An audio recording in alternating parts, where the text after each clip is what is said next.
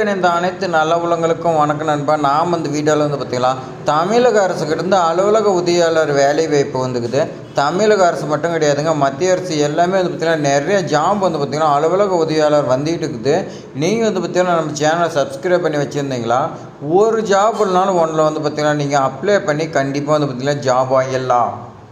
அதே மாதிரி இந்த அலுவலக உதவியாளர் பணிக்கு உங்களுக்கு எந்த ஒரு எக்ஸாமினேஷனுமே இல்லைன்னு சொல்லி கொடுத்துருக்காங்க.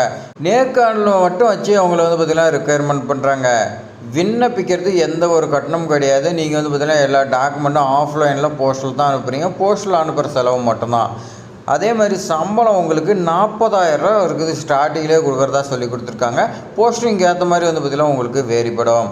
அதே மாதிரி இந்த அப்ளிகேஷன் ஃபார்ம் எல்லாமே பார்த்திங்கன்னா உங்களுக்கு எப்படி ஃபில் பண்ணுறது எல்லாமே இந்த வீடியோவில் தெளிவாக நான் சொல்லியிருப்பேன். நீங்கள் அப்ளிகேஷன் ஃபில் பண்ணுறதெல்லாம் நீங்கள் பார்த்துட்டு அதுக்கு மேலே பார்த்திங்கன்னா விண்ணப்பிங்க. நீங்கள் அப்ளிகேஷன் ஃபார்ம் பார்த்திங்கன்னா ஏதாவது மிஸ்டேக் பண்ணிட்டீங்களா, உங்களுடைய அப்ளிகேஷன் ஃபார்ம் ஆரம்பத்திலே பார்த்திங்கன்னா நிராகரிச்சிடுறாங்க. அது நிராகரிக்காத நாம் பார்த்திங்கன்னா எப்படிலாம் விண்ணப்பிச்சு இந்த ஜாப் வாங்குறதை நான் அந்த வீடியோவில் சொல்லியிருப்பேன். இந்த வீடியோ ஃபுல்லாக ஸ்கிப் பண்ணால் ஃபுல்லாக எண்ட் வரைக்கும் பாருங்கள். அதே மாதிரி இந்த வாய்ப்பு பார்த்திங்கன்னா தவற விட்டிங்களா, மீண்டும் பார்த்திங்கன்னா இந்த வாய்ப்பு வருமானு தெரியாது. அதனால இந்த நமக்கு பார்த்திங்கன்னா கிடைச்சிருக்கக்கூடிய வாய்ப்பு எந்த வழியிலையாவது ஒரு வாய்ப்பு கிடைக்குமான்னு நீங்கள் பார்த்திங்கன்னா நிறைய பேர் எதிர்பார்த்துட்டு இருந்தீங்க. அவங்களுக்குலாம் பார்த்திங்கன்னா நம்ம சேனல் பார்த்திங்கன்னா ஒரு வாய்ப்பு பார்த்திங்கன்னா இதெல்லாம் இருக்குதுன்னு உங்களுக்கு எடுத்து காட்டுறோம். அந்த வாய்ப்பை நீங்கள் யூஸ் பண்ணி ஒரு ஜாபில் நீங்கள் பார்த்திங்கன்னா போய் செட்டில் ஆகிருங்க. உங்களுடைய ஃபேமிலியும் பார்த்திங்கன்னா செட்டில் ஆகும். இது வரைக்கும் சப்ஸ்கிரைப் பண்ணாமல் பார்த்துட்டு இருக்கிற எல்லா நண்பர்களும் பார்த்திங்கன்னா சப்ஸ்கிரைப் பண்ணுவீங்க. உங்களுக்கு பார்த்திங்கன்னா நம்ம சேனல் ரொம்ப பார்த்திங்கன்னா பயனுள்ளதாக இருக்கும். அப்ளிகேஷன் ஃபார்ம் பொறுத்த வரைக்கும் இந்த மாதிரி தான் இருக்கும். இதில் கவனிக்க வேண்டியது பார்த்திங்கன்னா என்னென்னா, அப்ளிகேஷன் போஸ்ட் என்ன போஸ்ட் பார்த்திங்கன்னா விண்ணப்பிக்கிறீங்களோ அதோட பேர் பார்த்திங்கன்னா நீங்கள் மிஸ்டேக் இல்லாத எழுதிக்கணும். அது என்னென்ன போஸ்ட் இருக்குது எல்லாமே நோட்டிஃபிகேஷனில் கொடுத்துருக்காங்க. நான் நோட்டிஃபிகேஷன் பார்த்திங்கன்னா கடைசியாக எக்ஸ்பிளைன் பண்ணுறேன். அதெல்லாம் நீங்கள் பார்த்திங்கன்னா பார்த்துங்க. அதே மாதிரி டிஸ்கிரிப்ஷனில் கொடுக்குறேன், செக் பண்ணிங்க. இது ஜாபோட நேம் பார்த்திங்கன்னா நேஷனல் ஹெல்த் மிஷன் பார்த்திங்கன்னா தமிழ்நாடு. இது டிஸ்ட்ரிக்ட் பார்த்திங்கன்னா ஹெல்த் சொசைட்டி ராமநாதபுரம் மாவட்டத்தில் பார்த்திங்கன்னா வேலைவாய்ப்பு வேணும்னு சொல்லி கொடுத்துருக்காங்க. ரீசெண்டாக எடுத்தால் பாஸ்போர்ட் சைஸ் ஃபோட்டோ பார்த்திங்கன்னா ரைட்டில் ஒட்டிங்க. அடுத்து கீழே பார்த்திங்கன்னா நம்ம சொல்கிற மாதிரி எல்லாமே பார்த்திங்கன்னா ஃபில் பண்ணிங்க, எந்த ஒரு மிஸ்டேக் இல்லாத. அப்ளிகேண்ட் நேம் பொறுத்த வரைக்கும் உங்களுடைய நேம் பார்த்திங்கன்னா எந்த ஒரு மிஸ்டேக் இல்லாத நீங்கள் பார்த்திங்கன்னா ஆதார் கார்டில் என்ன இருக்குதோ அதை அப்படியே கொடுத்துக்குங்க. அடுத்து உங்களுடைய ஃபாதர் நேம் கேட்டிருக்காங்க, உங்களுடைய அப்பா நேம் பார்த்திங்கன்னா எழுதிங்க. ஹஸ்பண்டாக இருந்தால் ஹஸ்பண்ட் நேம் பார்த்திங்கன்னா நீங்கள் எழுதிக்கலாம். அடுத்தது பார்த்திங்கன்னா பிறந்த தேதி பொறுத்த வரைக்கும் உங்களுடைய மார்க் ஷீட்டில் என்ன இருக்குதோ அதை பார்த்திங்கன்னா நீங்கள் போட்டுக்கணும். ஏன்னா அந்த டேட் ஆஃப் பர்த் ப்ரூஃபுக்கு பார்த்திங்கன்னா இப்போ தற்போது பார்த்திங்கன்னா மார்க் ஷீட்டு அப்படி இல்லைனா பர்த் சர்டிஃபிகேட் தான் பார்த்திங்கன்னா கேட்குறாங்க. அதனால் நீங்கள் பர்த் சர்டிஃபிகேட்டில் இருந்தால் போடுங்க, இல்லை மார்க் ஷீட் இருந்தால் அதில் இருக்கிறத நீங்கள் போடுங்க. அடுத்து உங்களுடைய வயது கேட்டிருக்காங்க. இப்போ கரண்டில் பார்த்திங்கன்னா உங்களுக்கு என்ன வயது கம்ப்ளீட் ஆகிருக்குதோ அந்த வயது பார்த்திங்கன்னா நீங்கள் எழுதிக்கலாம். அடுத்து பார்த்திங்கன்னா பாலினம் என்னன்னு சொல்லி கேட்டிருக்காங்க. இது பார்த்திங்கன்னா ஆனா பெண்ணாங்கிறது நீங்கள் பார்த்திங்கன்னா போட்டுங்க. எஜுகேஷன் குவாலிஃபிகேஷன் கேட்டிருக்காங்க. நீங்கள் பார்த்திங்கன்னா என்ன படிச்சுக்கிறீங்களோ அதை பார்த்திங்கன்னா நீங்கள் எழுதுங்க. ஒவ்வொரு போஸ்டிங்க்கு பார்த்திங்கன்னா ஒவ்வொரு குவாலிஃபிகேஷன் கொடுத்துருக்காங்க. அதெல்லாம் பார்த்திங்கன்னா நான் சொல்கிறேன். அதை நீங்கள் பார்த்து அதுக்கு பார்த்திங்கன்னா எலிஜிபிளோ திறன் இருந்துச்சுன்னா நீங்கள் பார்த்திங்கன்னா விண்ணப்பிங்க. தற்போதைய வீட்டு முகவரி பார்த்திங்கன்னா கேட்டிருக்காங்க. அடுத்து பார்த்திங்கன்னா நிரந்தர வீட்டு முகவரி ரெண்டுமே பார்த்திங்கன்னா மேக்ஸிமம் எல்லாருமே 12 அட்ரஸில் தான் இருப்பீங்க, எழுதுருங்க.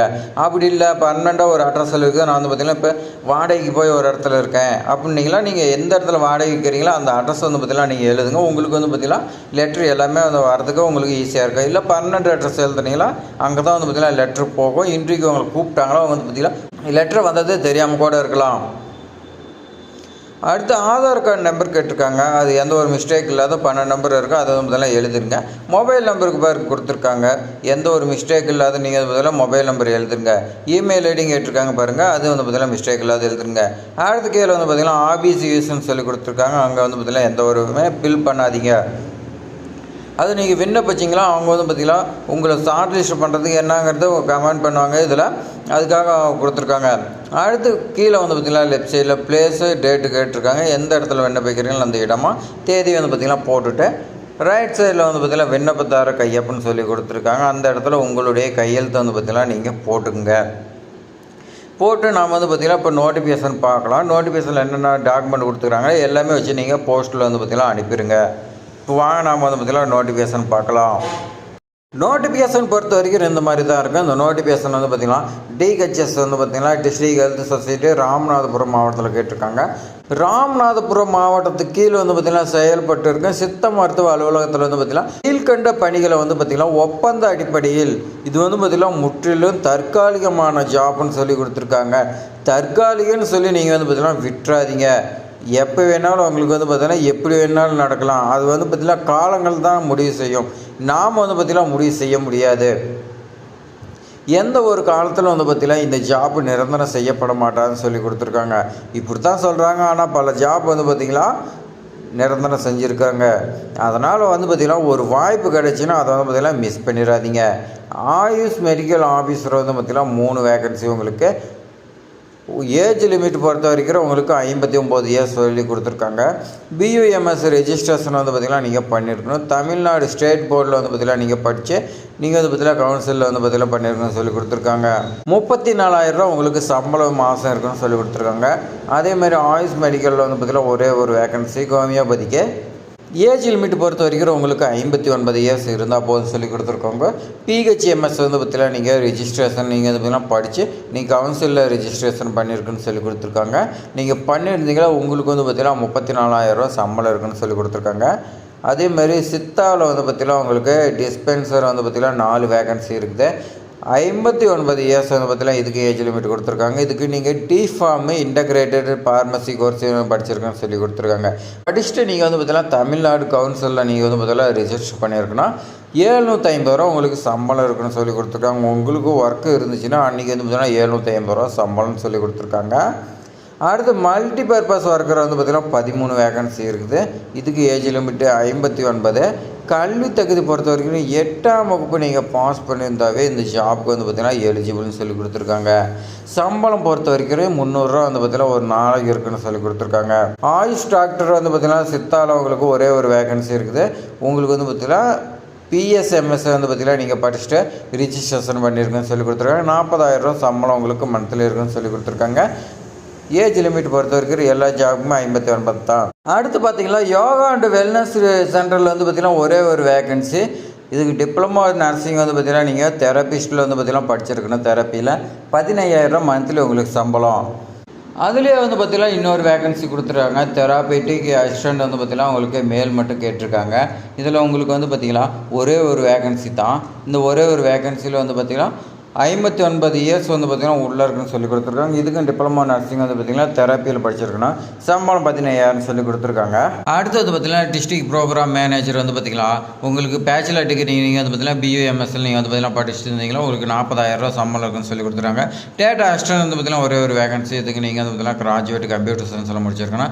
15,000 ரூபா சம்பளம் சொல்லி கொடுத்துருக்காங்க. MS office, MS word, MS power point இதெல்லாம் வந்து பார்த்திங்கன்னா கம்ப்யூட்டர் ரிலேட்டடாக உங்களுக்கு தெரிஞ்சிருக்கேன். அதே மாதிரி டைப்பிங் வந்து பார்த்திங்கன்னா இங்கிலீஷ் தமிழ் வந்து பார்த்திங்கன்னா உங்களுக்கு தெரிஞ்சிருக்குன்னு சொல்லி கொடுத்துருக்காங்க. மேற்கண்ட விண்ணப்ப படிவம் வந்து பார்த்திங்கன்னா நீங்கள் ராமநாதபுரம் மாவட்ட ஆட்சித்தலைவர் வெப்சைட்டில் இருக்குது. நீங்கள் பதிவிறக்கம் செஞ்சு கொள்ளலாம்னு சொல்லி கொடுத்துருக்காங்க. விண்ணப்பிக்க வேண்டிய முகவரி என்னன்னு பார்த்தீங்கன்னா மாவட்ட சித்த அலுவலகம், விவேகானந்தர் சாலை, கேணிக்கரை, ராமநாதபுரம். இந்த அட்ரஸில் நீங்கள் வந்து பார்த்திங்கன்னா நேர்லேயும் வந்து பார்த்திங்கன்னா சமர்ப்பிக்கலாம், இல்லை போஸ்ட் மூலிமா சமர்ப்பிக்கலாம்னு சொல்லி கொடுத்துருக்காங்க. சமர்ப்பிக்க வேண்டிய கடைசி நாள் பொறுத்த வரைக்கும் வந்து பார்த்திங்கன்னா 10/7/2025 மாலை 5 மணிக்குள்ளே அவங்களுக்கு வந்து பார்த்திங்கன்னா போய் சேர்ந்துருக்கணும். அதுக்கப்புறம் வரக்கூடிய அப்ளிகேஷன் ஃபார்ம் வந்து பார்த்திங்கன்னா நிராகரிச்சிருவாங்க. என்னென்ன டாக்குமெண்ட்டு தேவை? 10th mark sheet, 12th mark sheet, degree certificate, experience certificate. நீங்கள் வந்து பார்த்திங்கன்னா கோவிட்-19 வந்து பார்த்திங்கன்னா ஒர்க் பண்ணியிருந்தீங்களா அதுக்கான சர்டிஃபிகேட் கேட்குறாங்க. அதுக்கப்புறம் வந்து பார்த்திங்கன்னா ஒரு முன்னுரிமை. நீங்கள் டெம்பரரி ஜாப் ஒர்க் பண்ணிங்களா உங்களுக்கு வந்து பார்த்திங்கன்னா எக்ஸ்பீரியன்ஸ் சர்டிஃபிகேட் கொடுப்பாங்க. அது வந்து பார்த்திங்கன்னா முன்னுரிமை அடிப்படையை வச்சு நீங்கள் வந்து பார்த்திங்கன்னா வேறு ஏதாவது ஜாப்பில் நீங்கள் வந்து பார்த்திங்கன்னா ட்ரை பண்ணலாம். வேறு வந்து பார்த்திங்கன்னா அடுத்து என்ன சர்டிஃபிகேட் கேட்குறாங்கன்னா நீங்கள் வந்து பார்த்திங்கன்னா விதவை, ஆதரவற்ற கணவராக கைவிடப்பட்டவர், அதேமாதிரி மாற்றுத்திறனாளியாக தான் கேட்குறாங்க. அதுக்கான சர்டிஃபிகேட் இருந்தால் கொடுங்க, இல்லைனா வந்து பார்த்திங்கன்னா விட்டுருங்க. அடுத்து வந்து பார்த்திங்கன்னா அட்ரஸ் ப்ரூஃபுக்கு நீங்கள் ஓட்டு ஐடி, ஆதார் கார்டு வந்து பார்த்திங்கன்னா கேட்டிருக்காங்க. டேர்ம்ஸ் அண்ட் கண்டிஷன் பொறுத்த வரைக்கும் வந்து பார்த்திங்கன்னா இந்த ஜாப்பு டெம்பரரி ஜாப் தான். எப்பயுமே வந்து பார்த்திங்கன்னா உங்களை வந்து பார்த்திங்கன்னா நிரந்தரம் செய்யப்பட மாட்டாங்கன்னு சொல்லி கொடுத்துருக்காங்க. இந்த ரெக்குயர்மெண்ட் வந்து பார்த்திங்கன்னா எப்போ வேணாலும் மாடிஃபை பண்ணலாம். அதுக்கு எல்லாமே வந்து பார்த்திங்கன்னா ஆட்சியருக்கு வந்து பார்த்திங்கன்னா அதிகாரம் இருக்குது. செலெக்ஷன் ப்ராசஸை பொறுத்த வரைக்கும் டாக்குமெண்ட் வெரிஃபிகேஷன் இருக்குதுன்னு சொல்லி கொடுத்துருக்காங்க. அப்புறம் இன்டர்வியூ பெருசாக வந்து பார்த்திங்கன்னா ஒன்றும் இருக்காது. டாக்குமெண்ட் வெரிஃபிகேஷன் முடிச்சுட்டு உங்களுக்கு இன்டர்வியூ இருக்குன்னு சொல்லி கொடுத்துருக்காங்க. இம்பார்ட்டன்ட் டேட்டு பொறுத்த வரைக்கும் நல்லா நோட் பண்ணிங்க. இதில் ஒரு நிறையா மிஸ்டேக் இருக்குது, நான் கட் பண்ணி சொல்கிறேன். இம்பார்ட்டன்ட் டேட்டு பொறுத்த வரைக்கும் பார்த்திங்கன்னா நோட்டிஃபிகேஷன் 26/2025 வெளியே வந்துக்குது. லாஸ்ட் டேட் அப்ளிகேஷன் பொறுத்த வரைக்கும் 10/6/2025 இருக்குது. இது வந்து பார்த்திங்கன்னா மிஸ்டேக்கு. இது வந்து பார்த்திங்கன்னா 10/7/2025 வர வேண்டியது 10/6ன்னு சொல்லி வந்துருச்சு. அதனால் வந்து பார்த்திங்கன்னா உடனே கமெண்டில் கேட்காதீங்க. இது லாஸ்ட் டேட் முடிஞ்சிருச்சுன்னா இது வந்து பார்த்திங்கன்னா நோட்டிஃபிகேஷனே 26 தான் விட்ருக்காங்க. அப்போ எப்படி 10/6 வந்து பார்த்திங்கன்னா முடியும்? அதனால் நீங்கள் வந்து பார்த்திங்கன்னா 10/7/2025 லாஸ்ட் டேட்டு. அவ்வளோதான் ஃப்ரெண்ட்ஸ், அவ்வளோதான். நம்ம வந்து பார்த்திங்கன்னா ஃபுல்லாக பார்த்துறோம். இது மாதிரி நோட்டிஃபிகேஷன்லாம் வந்துச்சுன்னா நம்ம சேனலில் வந்து பார்த்திங்கன்னா பப்ளிஷ் பண்ணிட்டு இருப்போம். நீங்கள் எல்லாமே தெரிஞ்சிக்கின்னா நீங்கள் வந்து பார்த்திங்கன்னா நம்ம சேனலை சப்ஸ்கிரைப் பண்ணியும் உங்கள் ஃப்ரெண்ட்ஸுக்கு எல்லாத்துக்குமே ஷேர் பண்ணி விடுங்க. இந்த வீடியோ பயனுள்ளதாக இருக்குதுன்னு நினச்சிங்களா லைக் பண்ணுங்கள். நீங்கள் பண்ணக்கூடிய ஒவ்வொரு லைக் தான் வந்து பார்த்திங்கன்னா நமக்கு அடுத்தடுத்த மோட்டிவேட்டாக வீடியோ வந்து பார்த்திங்கன்னா கொண்டு போகிறதுக்கு நம்ம சேனலுக்கு வந்து பார்த்திங்கன்னா யூஸ்ஃபுல்லாக இருக்கும். ஏதாவது டவுட்னா கமெண்ட் பண்ணுங்கள். அதேமாதிரி மறக்காமல் சப்ஸ்கிரைப் பண்ணுங்கள். உங்கள் ஃப்ரெண்ட்ஸுக்கெலாம் ஷேர் பண்ணி விடுங்க. தேங்க்ஸ் ஃபார் வாட்சிங்.